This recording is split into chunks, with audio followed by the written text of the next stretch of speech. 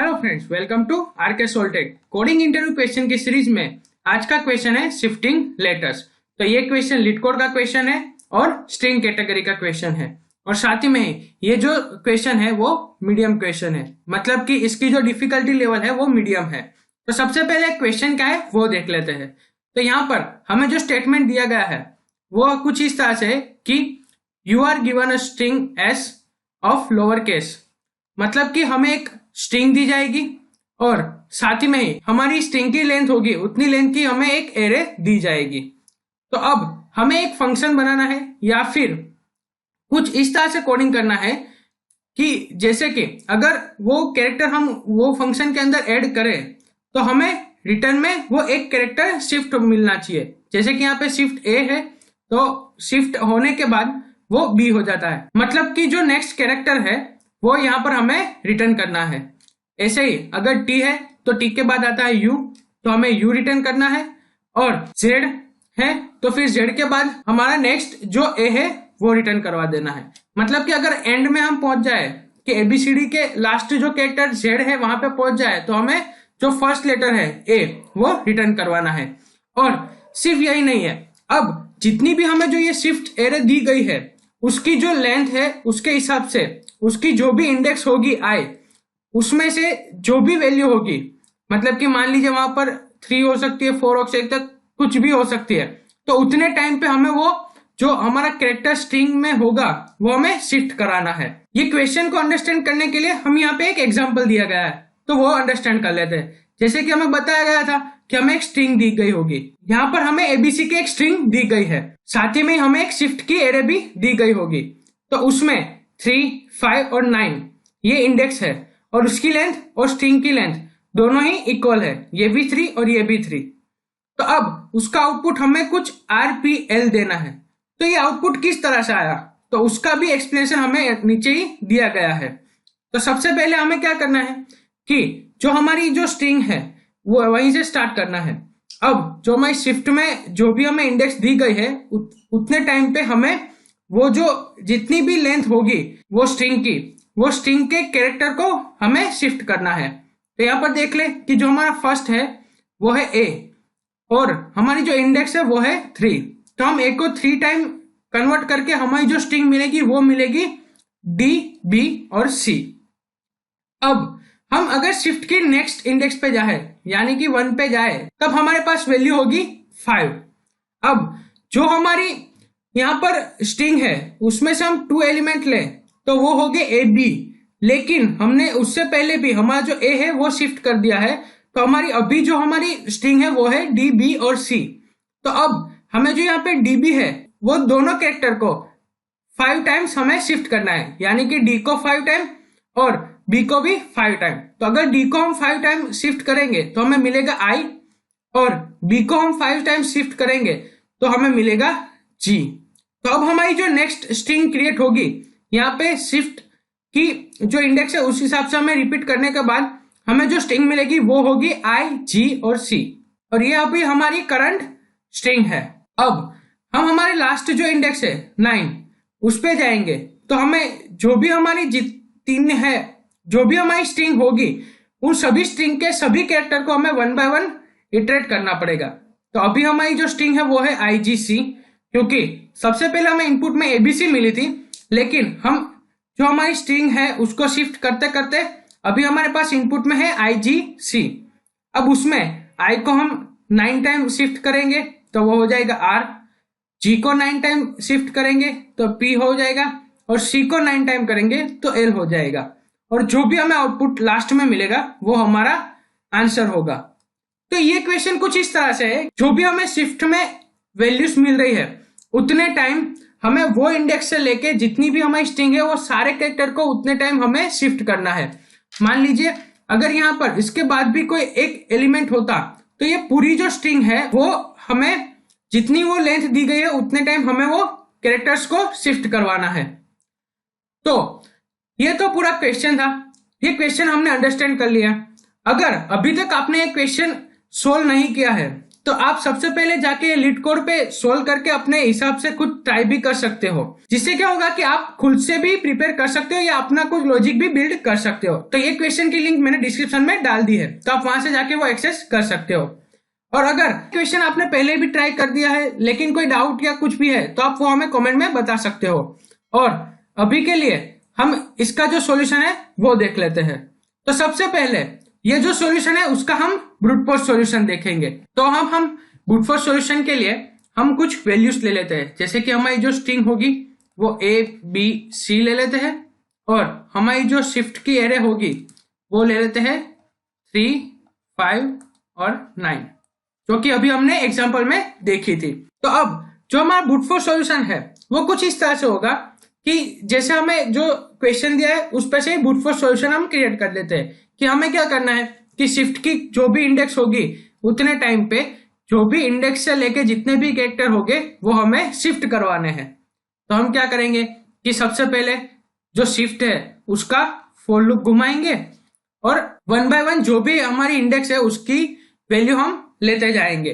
तो सबसे पहले हम 0 से स्टार्ट करेंगे तो हमें वैल्यू मिलेगी 3, और जो हमारी स्ट्रिंग है उसका जो इंडेक्स पे एलिमेंट होगा यानी कि 0 पे होगा A, तो हम A को 3 स्टेप शिफ्ट करेंगे तो वो हो जाएगा D। हम वो एक नए स्ट्रिंग बिल्डर में स्टोर कर देंगे या कहीं पे भी हम स्टोर कर देंगे। और उसके अलावा अगर हमें ये स्टोर नहीं करने हैं तो हम क्या करेंगे कि जो भी हमारी स्ट्रिंग है उसी में ही पहले इसको स्प्लिट करेंगे A को, और फिर ये शिफ्ट करने के बाद हम वापस से अपेंड कर देंगे। तो हमारी करंट जो स्ट्रिंग हो जाएगी वो हो जाएगी DBC। अब हम नेक्स्ट इंडेक्स पे जाएंगे तब हमें मिलेगा 5, तो हमारी जो नेक्स्ट इंडेक्स होगी वो होगी 1। तो हमारी स्ट्रिंग में से 1 से लेके जो भी हमारे स्ट्रिंग कैरेक्टर्स हो गए यानी कि A, B या जो भी, लेकिन हमारी जो करंट स्ट्रिंग है वो होगी DB। तो ये DB को हमें दोनों कैरेक्टर को 5 टाइम्स हमें शिफ्ट करवाना है, तो हम वो कर देंगे।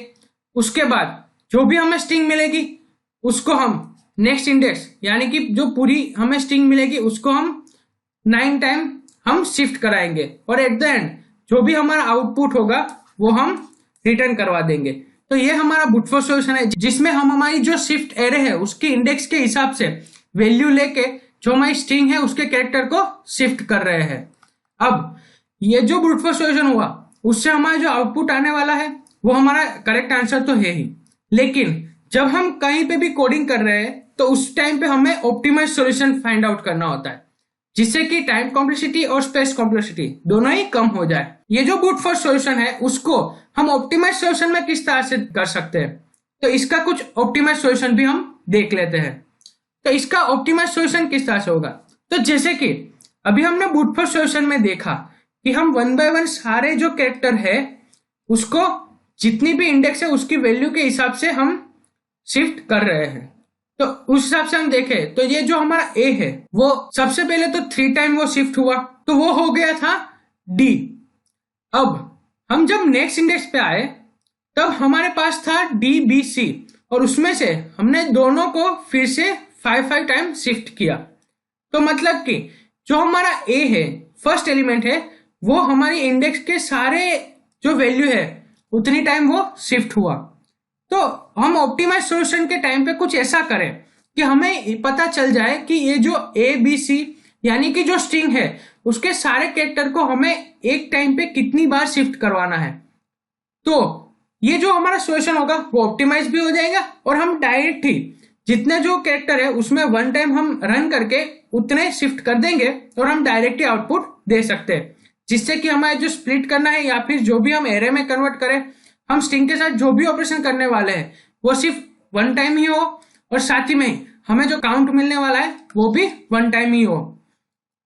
तो हम सिर्फ 2 लूप घुमाते ही हम हमारा आउटपुट दे सकते हैं, और ये हो जाएगा ऑप्टिमाइज सॉल्यूशन, क्योंकि हमें पहले से ही पता है कि ये जो हमारा फर्स्ट कैरेक्टर है उसको हमें कितनी बार शिफ्ट कराना है।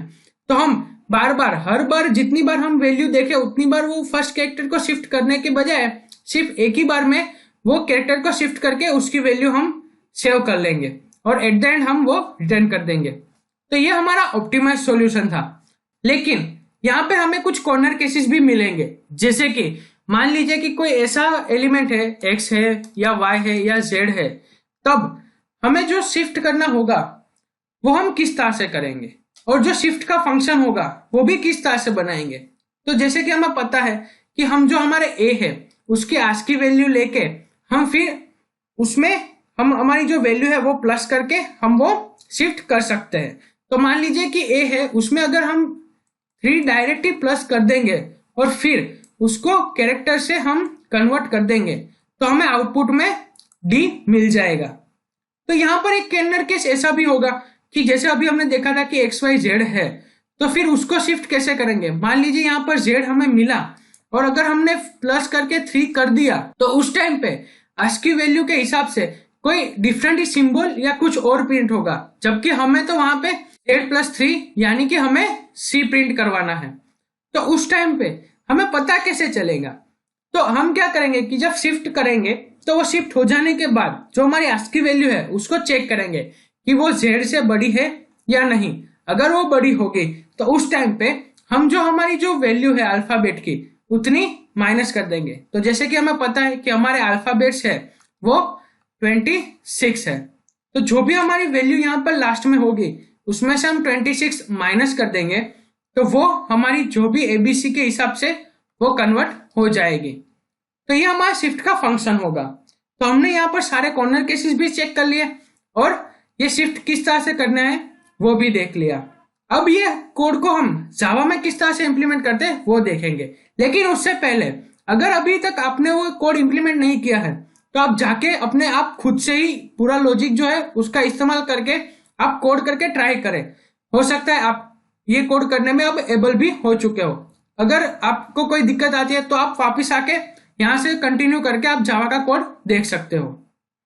तो चलिए देखते हैं जावा का कोड। तो ये है हमारा सॉल्यूशन का जावा कोड, जिसमें हमें इनपुट में एक स्ट्रिंग दी जाएगी और साथ ही में ही जो शिफ्ट है, मतलब कि कितने टाइम हमें शिफ्ट करना है, वो एरे दी जाएंगी। तो अब हम यहाँ पर एग्जांपल के हिसाब से ले लेते हैं कि हमें स्ट्रिंग दी गई है ABC और हमारे जो शिफ्ट की एरे है वो है 3, 5 और 9।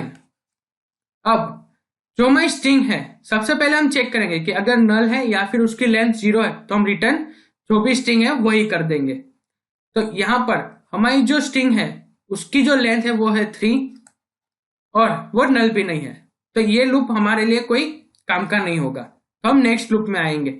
अब यहाँ पर हम एक वेरिएबल लेंगे n और उसमें जो हमारी शिफ्ट एरे है उसकी लेंथ हम स्टोर कर देंगे जो कि है 3। अब हम सम का इंटीजर वेरिएबल ले लेंगे।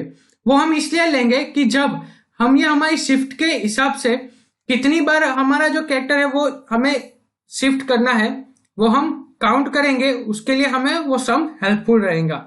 तो अब हम क्या करेंगे कि जैसे अभी हमने सॉल्यूशन में डिस्कस किया था कि सबसे पहले हम जो शिफ्ट एरे है उसका इस्तेमाल करके जो हमारी स्ट्रिंग है उसके कैरेक्टर को कितनी बार हमें शिफ्ट कराना है वो हम चेक करेंगे। तो उसके लिए हम जो शिफ्ट एरे है उसको डिसेंडिंग ऑर्डर में एक्सेस करेंगे, मतलब कि जो लास्ट वैल्यू है वो एक्सेस करेंगे और जो फर्स्ट वैल्यू है तब तक हम वो एक्सेस करते जाएंगे। तो उसके लिए जो हमारी लेंथ है वो -1 से हमारा i का लूप घूमेगा और जब तक 0 नहीं है तब तक वो i का लूप घूमता जाएगा। अब हम क्या करेंगे कि जो भी हमारी जो वैल्यू है शिफ्ट के इंडेक्स के हिसाब से वो वैल्यू को हम सम के अंदर पहले ऐड करते जाएंगे और एट द एंड वो सम हम हमारी शिफ्ट एरे के जो इंडेक्स है उस पे वो ऐड कर देंगे।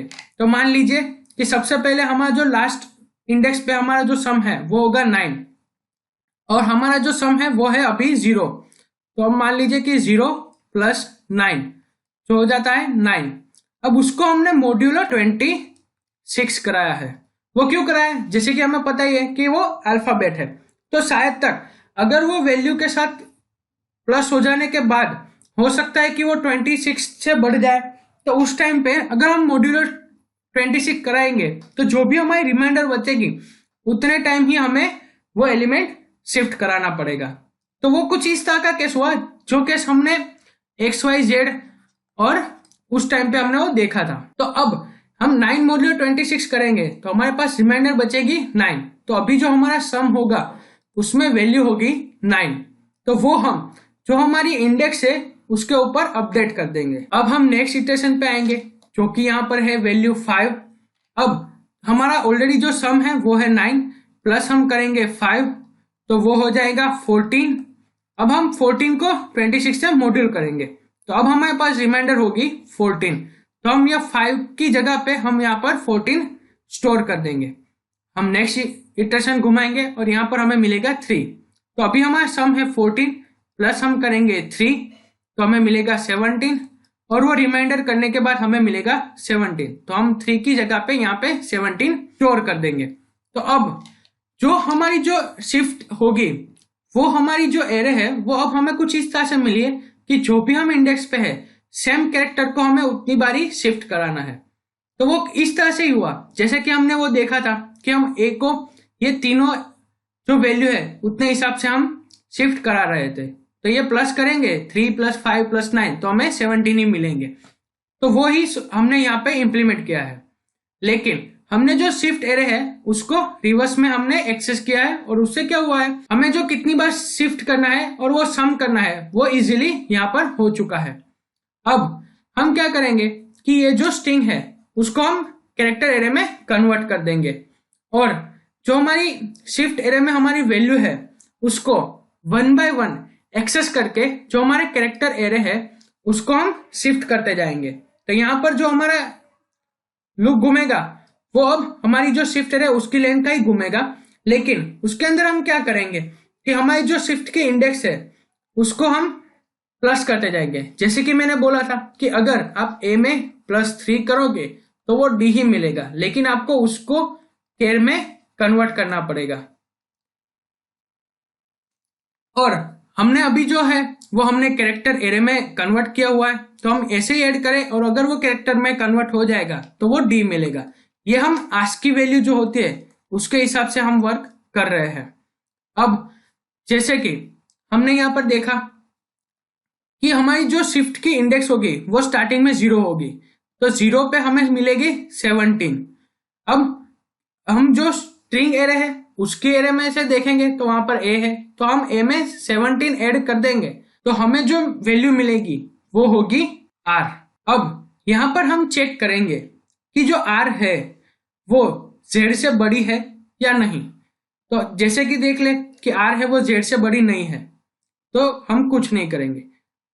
अगर वो बड़ी होगी तो हम क्या करेंगे तो जैसे अभी हमने डिस्कस किया था कि हम उसमें से -26 कर देंगे।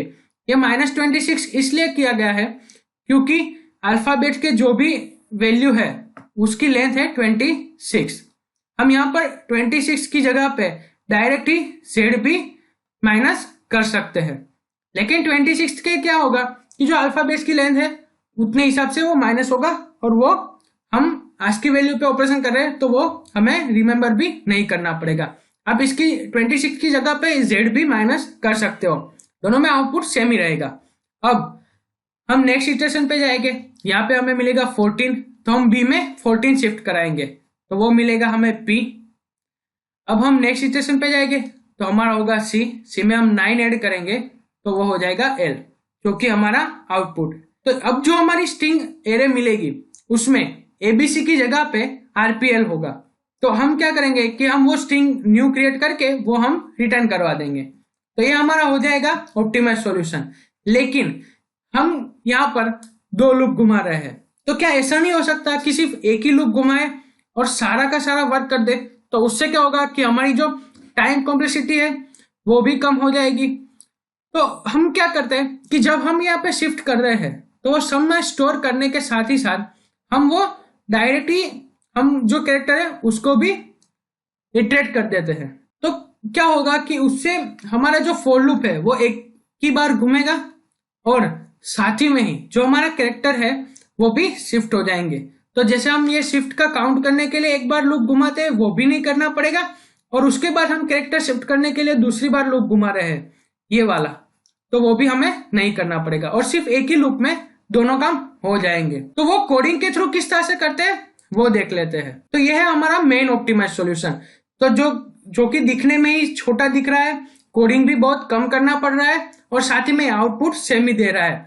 साथ ही में टाइम कॉम्प्लेक्सिटी भी कम है, स्पेस कॉम्प्लेक्सिटी भी कम है, क्योंकि हम सिर्फ एक ही बार फॉर लूप रन कर रहे हैं। तो ये किस तरह से वो अंडरस्टैंड कर लेते हैं। तो जैसे कि हमें पता है कि हमें इनपुट में स्ट्रिंग दी जाएगी और शिफ्ट की एरे दी जाएंगी, और यहाँ पर जो स्ट्रिंग है उसको कैरेक्टर एरे में कन्वर्ट कर दिया है। साथ ही में ही शिफ्ट का एक वेरिएबल ले लिया है, जो कि जब हम सम यूज कर रहे थे उसकी बजाय डायरेक्ट ही शिफ्ट के थ्रू हम वो जो हमारी स्ट्रिंग है उसके कैरेक्टर को हम शिफ्ट कर पाए। अब जैसे अभी हमने फर्स्ट लूप घुमाया था जिसमें हम जो हमारी एरे थी 359 उसको हम रिवर्स में एक्सेस कर रहे थे और उसका सम कर रहे थे, तो सेम वे में हम यहाँ पर यूज करेंगे। लेकिन हम जो ये सम कर रहे थे वो सम स्टोर करके हम वापिस वो शिफ्ट एरे में रिप्लेस कर रहे थे। तो वो रिप्लेस करने की बजाय उस टाइम पे जो हमारी स्ट्रिंग थी ABC उसी पे ही हम शिफ्ट कर देंगे और एट द एंड हमें आउटपुट मिल जाएगा। तो जो हम वो फॉर लूप में हम कर रहे थे, सम कर रहे थे, तो सेम वे में हम यहाँ पर शिफ्ट काउंट करेंगे, तो हमें जो भी वैल्यूज मिलेगी वो हमें वैल्यूज सेम वे में मिलेगी। तो जैसे हमें यहाँ पर वैल्यू मिली थी कि 17, 14 और 9, लेकिन हम वो स्टोर करके फिर ये शिफ्ट एरे में हमने रिप्लेस किया था, उसकी बजाय हम अभी जो लूप घुमा रहे हैं वो लूप घुमाते जाएंगे। जो वैल्यू मिलेगी उसको स्टोर करने के बजाय डायरेक्ट ही हमारी जो कैरेक्टर एरे है उसमें से कैरेक्टर को लेके हम 1 बाय 1 शिफ्ट करते जाएंगे। तो जो हमारी नेक्स्ट लाइन है वो हमारी मेन लाइन है। मान लीजिए कि कोड की जो मेन जो लॉजिक है वो यहाँ पर ही है, तो अब हम उसमें क्या करें कि जो अभी हमारी एरे की इंडेक्स पे जो भी वैल्यू होगी उसमें से -1 कर रहे हैं। ये क्यों कर रहे हैं? ताकि जो भी हमारा कैरेक्टर होगा उसमें से -1 करने के बाद जो भी वैल्यू बचेगी उसमें हम डायरेक्ट ही शिफ्ट के जो हमें वैल्यू मिलेगी होगी वो हम प्लस करवा देंगे। सबसे पहले ये हम एग्जांपल देख लेते हैं कि अभी जो हमारी इंडेक्स है वो यहाँ पे इंडिकेट कर रही है, जहां पर हमें शिफ्ट मिला है 9। अब हम जब कैरेक्टर एरे में देखेंगे तो वहां पर हमें मिलेगा C। अब उसमें से अगर हम A माइनस करें तो हमें जो वैल्यू मिलेगी वो होगी 3। अब हम जो शिफ्ट है वो हम प्लस कर देंगे तो हमें मिलेगा 11। उसको हम मॉड्यूलर 26 का करेंगे। ये 26 क्यों कर रहे हैं? क्योंकि जैसे कि हमें अभी हमारे ऑप्टिमाइज सॉल्यूशन में देखा था कि हमारी जो अल्फा बेस होती है उसकी वैल्यू होती है 26, तो इसीलिए हम यहाँ पे 10/6 से मॉड्यूल कर रहे हैं।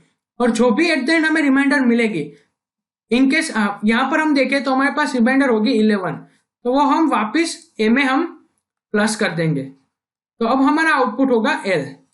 तो उसी तरह से ऐसे ऐसे जैसे ही हमारी जो शिफ्ट की एरे है वो इटरेट होती जाएंगी, उसी हिसाब से हम जो कैरेक्टर एरे की जो हमारी एरे है उसमें भी वैल्यूज हम इटरेट करते जाएंगे और एट द एंड जो भी हमारी एरे होगी उसको स्ट्रिंग में कन्वर्ट करके हम आउटपुट दे देंगे।